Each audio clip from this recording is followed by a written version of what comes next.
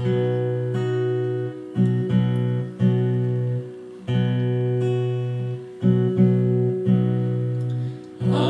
had some hard times in years now gone by.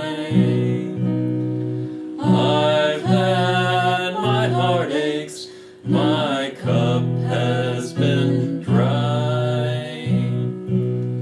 But I've never been kicked and publicly scorned. And I've never worn a cruel crown of thorns. But I have somebody who did that for me. The miracle man of Galilee.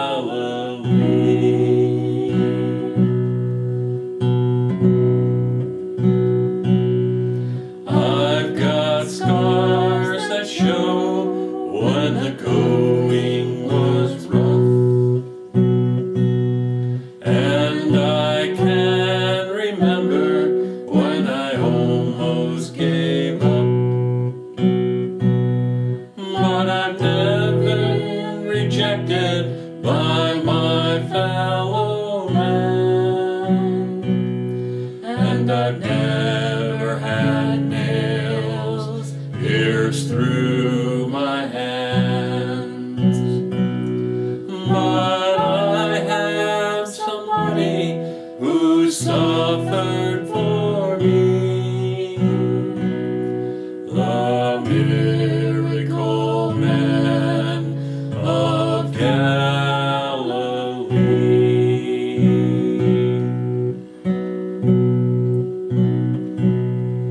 I've had disappointments, they still come and go.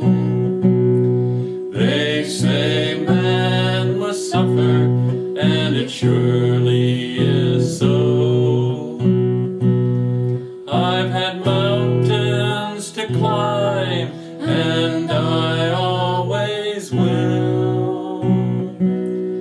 But I don't have to climb Mount Calvary's hill, 'cause I have somebody who did that for me. The miracle man of Galilee. The miracle man of Galilee.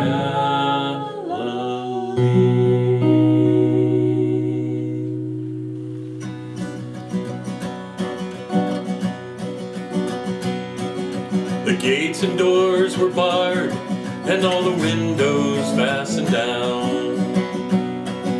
I spent the night in sleeplessness and rose at every sound. Half in hopeless sorrow and half in fear the day would find the soldiers breaking through to drag us all away.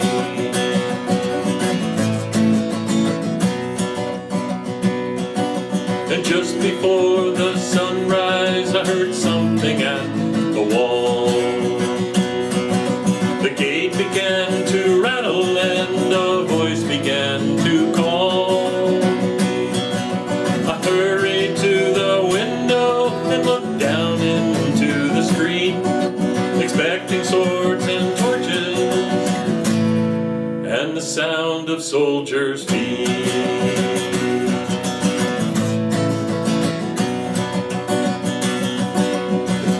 There but Mary, so I went down to let her in.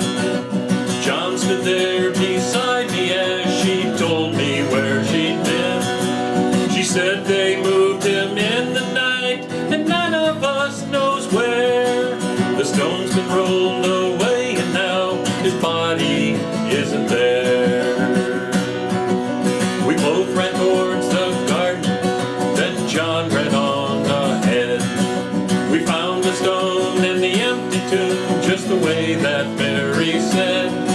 But the winding cloth they wrapped him in was just an empty shell. And how or where they'd taken him was more than I could tell.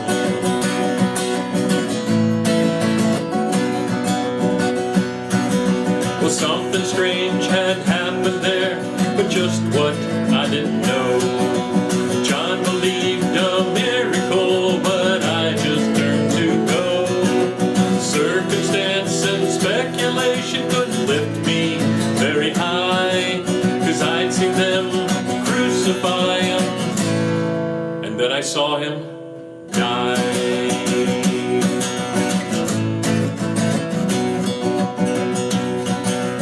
Back inside the house again, the guilt and anguish came.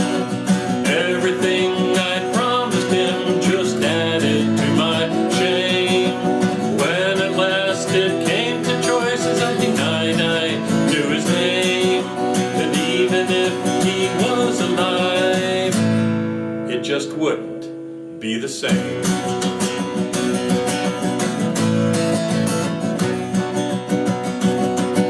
But suddenly the air was filled with strange and sweet perfume. Light that came from everywhere drove shadows from the room.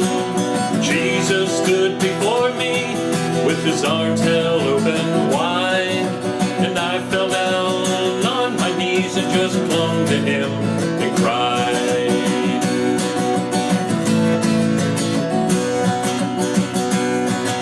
He raised me to my feet and I looked into his eyes. Love was shining out from him like sunlight from the skies. Guilt and my confusion disappeared in sweet